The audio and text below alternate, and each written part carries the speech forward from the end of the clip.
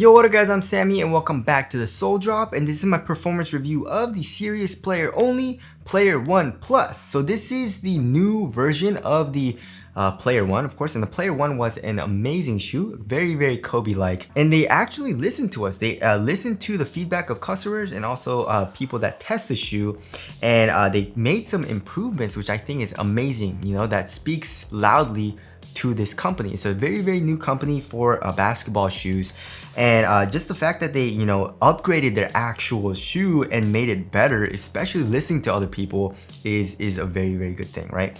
So this shoe is kind of expensive. It goes for 180 bucks, but I definitely feel like it is kind of worth it because of the drop-in midsole. They give you 2 drop-in midsoles, 2 sets when you get this. I mean, this is kind of like an earlier sample, so I didn't really get 2 sets of drop-ins, but they are saying they're gonna send two drop-in midsoles, so it'll last longer, right? Once the cushion bottoms out, you can have another cushion as well. They have a responsive one and also just a regular one that was found in the regular Player 1, right?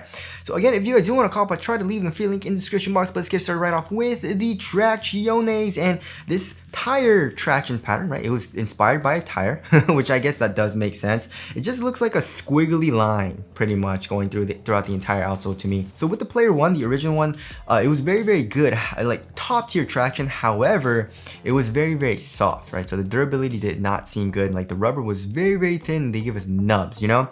So that's what they changed, right? They listened to our feedback and they're like, oh, that makes sense. And they wanted to make a rubber that's very durable.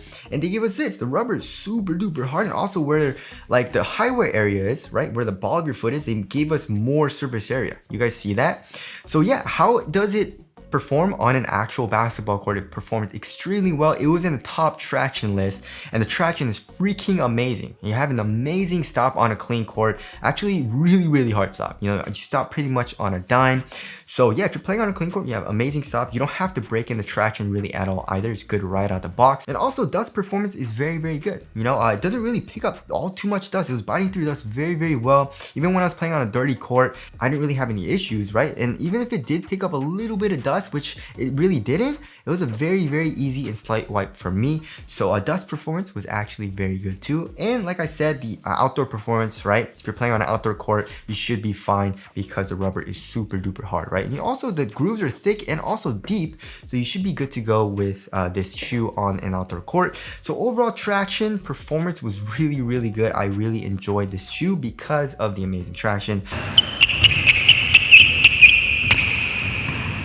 Now moving on to the heel to toe transition, overall it does feel pretty smooth. It does feel a little clunky here in the heel because there is no actual midsole. It's a drop-in midsole. So just like in the Kobe 8, Kobe 9, Kobe 11, it does feel a little clunky in the heel when you're doing heel dominant strides. However, we do have like it's not a super edged out shape, but we do have a little bit of curve, so that definitely does help. So it's not terrible, right? And then here in the forefoot, we have a very nice curved shape and a lot of forefoot flex. It's super duper flexible, but we have a carbon fiber midfoot chain plate, which is a very nice touch. It's super premium quality materials, which I think is a good thing, especially for the price, right? So torsion support is really good. It's not going to bend at all in the midfoot because of that. So overall heel to toe transition is very smooth, besides it being a little clunky here in the heel. And now moving on to the cushioning setup. The cushioning setup is super nice, right? So if you guys didn't know, it has a lot of inspiration from the Kobe's, right? So this actual pattern looks exactly the same as the Kobe 9. Right? Like with these kind of circle nub things, right? So with this texture, it grabs your sock very well, and the lockdown is freaking amazing because of that. I really like that. And also on the bottom of the midsole, we have like targeted cushion as well. Here in the heel forefoot, we have kind of like, it looks like Boost, right? It's probably very similar to Boost, but it's soft, right? It's soft, and also we have these gel pads as well where the ball of your foot is, and also in the heel. So we have extra impact protection, right?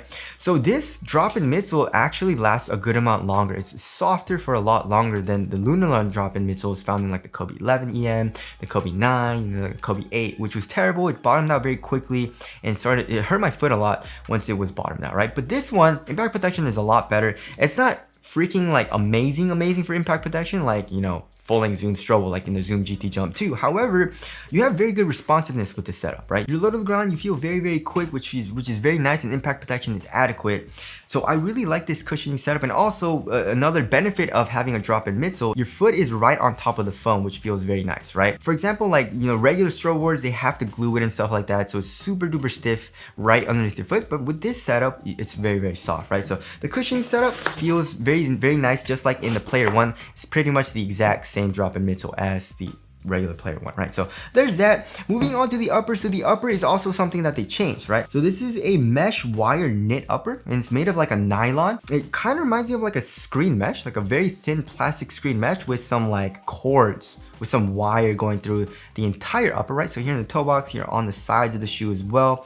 And also we have some underlaying materials here in the forefoot for more durability, right? And also support. So yeah, I really like the overall material because it's thin, but also we have this extra like clear fuse on this colorway for more durability and also more support. So it's super duper soft on top of your foot, but like where it needs to be supportive, it is supportive. And also kind of like extends onto the lateral side of the shoe. But yeah, it's super thin, it's very minimal, conforms to your foot very well. It's not uncomfortable at all. And yeah, it's just, I am a little bit worried about durability. I feel like this type of material, since it's very, very thin, it'll probably like kind of start to tear after a little bit. But for me, I didn't really have any issues. But I feel like after like, you know, like 6 to 8 months, you might see a little bit of something, right? And also for the tongue, we have like an average amount of padding, and it's also half booty construction tongue. And then here in the ankle area, we have like, I would say like an average amount of padding, right? It feels pretty nice and pretty cozy, especially here where your Achilles is. And it's like this felt material, right? So it's pretty nice. It feels a little cheap, especially because it's like a felt material. I feel like if they use like another like polyester textile, it feel a little bit better, but the foam does feel pretty nice and cozy, right?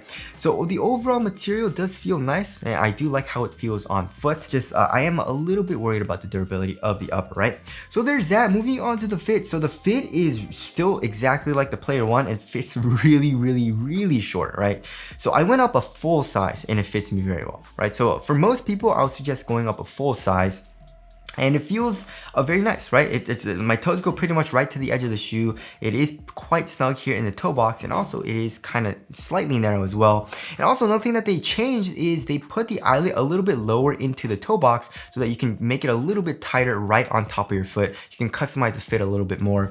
So yeah, they upgraded that as well. I mean, it's just a minor thing, but you know, it's an overall improvement as well, right? So it fits me very well, but like I said, if you want like a pretty snug fit still, go up a full size, right?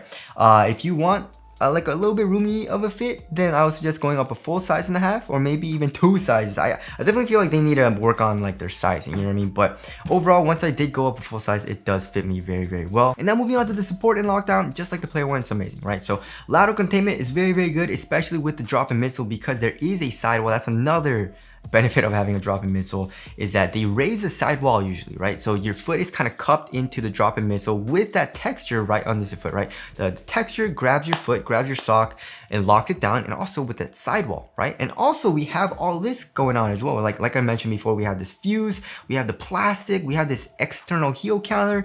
So lateral containment is very good. Also lateral stability is very good as well. We have a little bit of an outrigger. You're low to the ground. It's a wide base. So lateral stability is very good. And yeah, my foot felt locked into the shoe. There's no heel slippage. So yeah, when I was playing, I felt locked into the shoe. Support was great. And even if you're a bigger dude, I feel like you will be very supported in this shoe. Ventilation is super freaking good in the shoe, right? So there's a lot of airflow through this material. It's super thin as well. So ventilation, your feet are gonna be pretty cool, right? And moving on to the weight of the shoe. If I remember correctly, it was around average weight, right? Yeah, 12.4 ounces. Let's check the other shoe. 12.6 ounces, right? So that's definitely average weight. But if you feel really, really quick when you're playing it, right? The upper is super duper minimal. The traction is top tier, right? The cushion is responsive. So I felt extremely, extremely quick when I was playing it. It reminded me a lot of like the Kobes, right? I mean, the overall, like the older Kobes, like the Kobe 11, the Kobe 9, are a little bit lighter than the shoe. However, it has better cushion. However, that's a nice little trade-off. I don't really care that it's a little bit heavier than the older Kobes, right? And now moving on to the aesthetics, I like it overall.